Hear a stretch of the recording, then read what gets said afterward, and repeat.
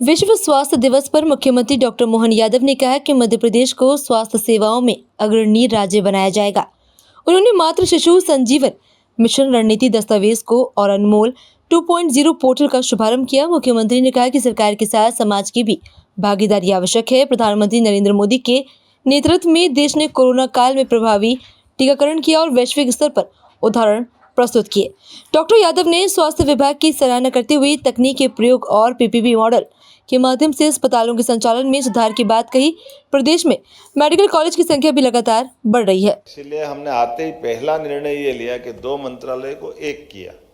अब उससे आगे बढ़ते हुए आज जब हम एक के बाद एक संकल्प लेके आगे बढ़ रहे हैं तो कई सारे ऐसे प्रयोग हम कर रहे हैं जिसके माध्यम से हमारा चिकित्सा का क्षेत्र पूरे देश में मध्य प्रदेश सबसे आगे दिखे, अग्रगण्य दिखे, इस दिशा में हम काम कर रहे हैं। इसीलिए कितने प्रकार के प्रयोग कर रहे हैं कि जैसे हमारी सभी हॉस्पिटल में सुविधाओं की व्यवस्था बढ़े, हॉस्पिटल के अंदर जो मूलभूत चीज़ें वो सब मिले, लेकिन केवल सरकार में न मिलते हुए सरकार के साथ समाज को भी खड़ा करना है और सरकार और समाज के बीच में अर्धशासकीय रूप में भी हम उसमें कैसे बदलाव ला सकते हैं, क्या क्या सोच सकते हैं। तो हॉस्पिटल में 35 और 40% की सब्सिडी हम नए आपको खड़ा करने के लिए भी देने जा रहे हैं, जिसके माध्यम से बड़े पैमाने पर आप हॉस्पिटल बनाओ।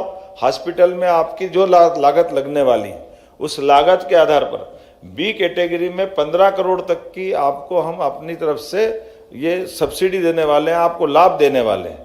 और इसी प्रकार से सी कैटेगरी में इसमें हम 40% तक आपको सब्सिडी देने वाले हैं। इसके पीछे भाव ही है कि हमारे लिए केवल सरकार सब कुछ करेगी ऐसा नहीं, समाज भी करे। और ये आखिर हम सब जानते हैं कि आज अपना हॉस्पिटल खड़ा किया है तो कोई इंडस्ट्री रोजगार देती है, तो ये अपनी चिकित्सालय भी तो लोगों की जिंदगी देता है। ये जिसके आधार पर योग्य प्रकार से किसी को चिकित्सा की सुविधा मिल जाए, इससे बढ़कर क्या हो सकता है।